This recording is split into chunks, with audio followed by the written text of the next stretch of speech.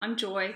I'm 16 weeks today, 16 weeks pregnant in my second ever pregnancy, and I have been suffering from HG, hyperemesis gravidarum. And yeah, I'm calling myself a survivor because women who have to go through this, we really have to survive these whole 9 months together. So today I want to hopefully bring you some encouragement and some tips and let you know how I'm going with my journey. So one of the hardest things in this journey is battling with fear and just the fear of what's going to happen. And I think when you are really feeling ill all the time, you fear for the child that you're carrying that something might go wrong. And I think your fear is heightened more than someone who isn't sick all the time. So I found it really reassuring when I was able to go for my 12-week scan, and I've got my 20-week scan coming up, and just seeing that the baby was completely normal. They do say that the chances of are less of miscarrying your baby when you have HG, but that's not always true. So that can be, maybe a bit of an old wives' tale. There are still risks, but I think with our fear levels being a bit more heightened, it's so reassuring to go for those scans. I also worry about my son. I've got a 3-year-old, and just worrying that I'm not around as much for him. I don't have as much energy. I'm just not available to him as much as I had been when I was well. So I ordered this book through Amazon.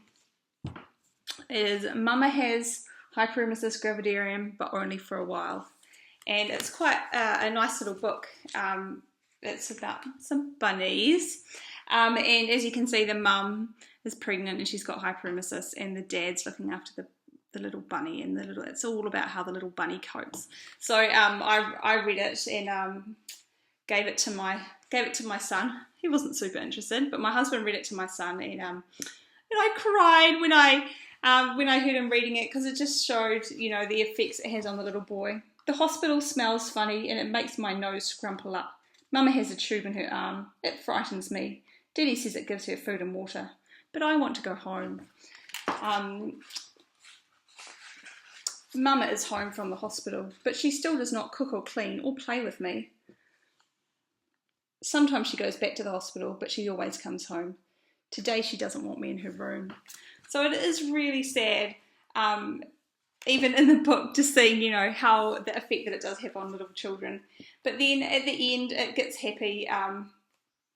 One morning she comes back to the breakfast table and she bakes him the carrot pancake that he always had, and they're happy again as a family. So that's really nice, and it's just encouraging to know that we are going to come right, and when we have our babies, we will come right, and we will be able to be there for our families.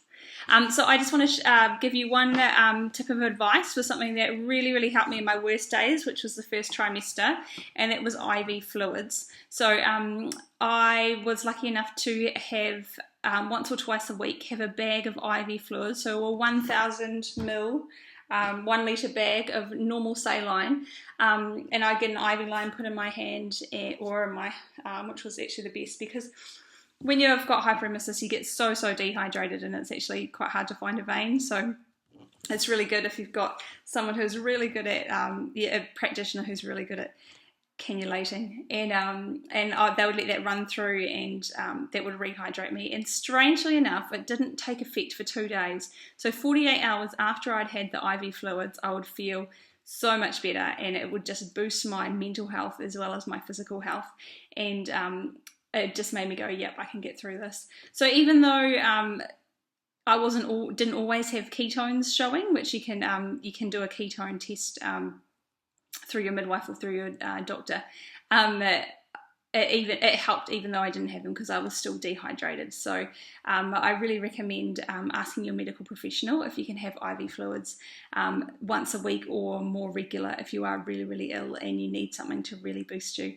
And the good thing about it is it's not a medication. It's just salty water that's going in as well. So if you're afraid about the medications that you're taking and the effect they'll have on the baby, the effect is minimal. The main risk is just hygiene around the needle going in and things like that. So that's really good. So you can look like poor Mama Rabbit having an IV bag.